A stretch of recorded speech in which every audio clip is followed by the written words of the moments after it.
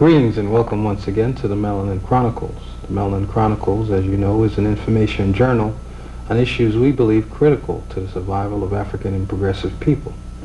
I'm your guide, as usual, Yero Bandeli of the International Al-Kivalan Society. Today we have with us a guest who have been on our programs before several times discussing the question of melanin, its relationship to intelligence, its relationship to the physical development of certain parts of our body, and how that process was internalized and used in the social fabric of the ancient Kemetic culture and society. We're going to be looking today at the spiritual aspect of that process, how through symbolisms and other means of manifestation that melanin and the concepts contained were actually practiced. So we have with us again a person who I've heard people, because he's been on our programs so many times dealing with the subject, have dubbed him the Melanin Man. But his name is Booker T. Coleman. He's a staff developer and curriculum writer, and we want to welcome him back again to the Melanin Chronicles. Thank you, Hotep. Welcome back, brother. All right. I say that because I was talking to a mutual acquaintance, and he was I was saying you were going to be on the program, and he said to me, "Oh yeah, the Melanin Man. Yeah, we know who you're talking about." So I just mentioned that. In our three previous discussions, we've talked about melanin, its role in physical development, mental development, and I think the last time we were here we touched briefly on the spiritual aspect, how that manifests in ancient Kemetic culture. Okay. For, again, the audience who might have caught one piece or none at all, can you kind of sum up for us the first three parts that we discussed, and then kind of give us an opening as to how you deal with looking at it and its relationship to spiritual development. Sure.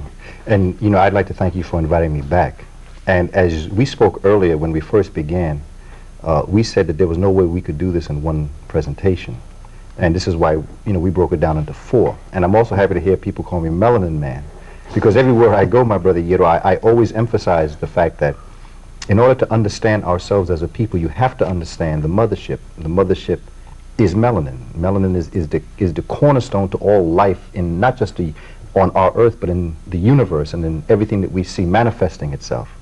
And the first two times I came really was a piece that dealt with the physical. Because as you said earlier, I look at melanin, in fact, our ancient Kemetic ancestors, Native American peoples in the ancient world, the world that is grounded in nature, always looked at things from a physical perspective, a mental perspective, and a spiritual perspective, and everything had its place within these three parameters. And so our first two presentations, we talked about the physical aspects of it, the fact that melanin is found in every part of our body, that it is in the rivers and the oceans and the lakes, it's an organic life. And the carbon atom, we began with looking at what it is that it's built from, and we looked at the carbon atom and the fact that it is in fact a black atom, and that when you bring enough of these atoms together, impacting on other atoms or elements, if you want to call them that, basically being nitrogen, oxygen, and hydrogen, carbon being introduced to this concept then begins to make multiple types of molecules. And in coming from the melanin molecule, bringing the melanin molecule together, you then have melanosomes. And each time from the carbon atom, we're getting from its smallest structure. When you put carbon atoms together, it becomes a molecule, which becomes the melanin molecule. When you put enough melanin molecules together, they are then encased in what is known as a melanosome, which is a granule found within the system. And then out of the melanosomes then make up what is known as the melanocyte. And the melanocyte is the cell. It's the melanin cell. And then that's what produces the many things that we now see. So in the first two parts, we looked at the physical aspects. We had instructional supplies that showed how we teach our children this concept, because to me, I'm an educator. And everything that I look at that I learn from people such as John Henry Clark and from Dr. Joseph Ben Yikkinen and from Dr. Richard King, I try to then develop it into a curriculum for children, because nothing we learn should just be held within ourselves, particularly as an adult. So what I do is I then try to break this down and see where in the curriculum this then fits. So then we found that you can teach melanin when you're dealing with astronomy, you can teach it when you're dealing with chemistry or physics. But where in the curriculum does it fit? It fits when we're talking about biology, when you're teaching about the structure of the eye. There's no way that you can understand how the eye functions if you don't understand the essence of what makes you see. You have rods and cones. Rods is what looks at black and white images, and cones then decipher what is in color. Those do not function without retinal melanin. You would not be able to see without melanin. In your ear, in your inner ear, you would not be able to hear. You would not have balance. So I wanted to show how, when we're teaching about the parts of the body, we can also teach about melanin. The third part, you asked an interesting question going into the third piece when you spoke about, well, I had mentioned something about it being a doorway to the collective unconscious, which then dealt with another aspect of what melanin does, which then goes into the mental piece.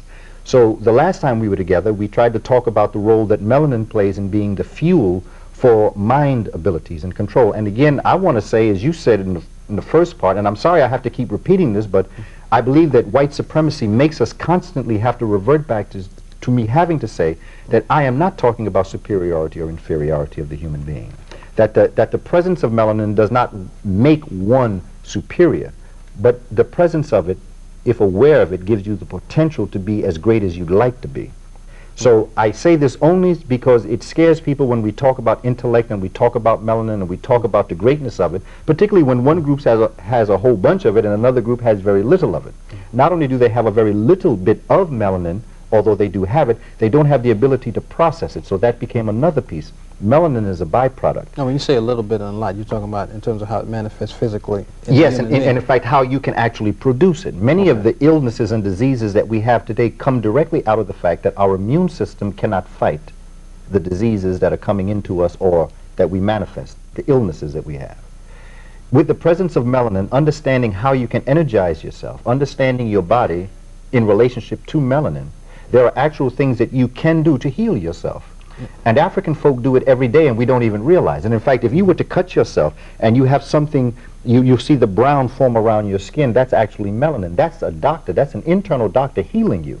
Because if you did not have the ability to heal yourself, you would die of a loss of blood. Sure. So I mean, all of these things are wonderful. You're implying also a role there that foods and diet plays in this. No question. Food is like what we take internally. There are many different ways that you can develop melanin or improve the process of developing melanin. And the food that you take plays a role, the music that you listen to, the friends and the people that you associate with, your stress level and how you deal with it. If you are a person of a spiritual background that can move your problems aside, all determines.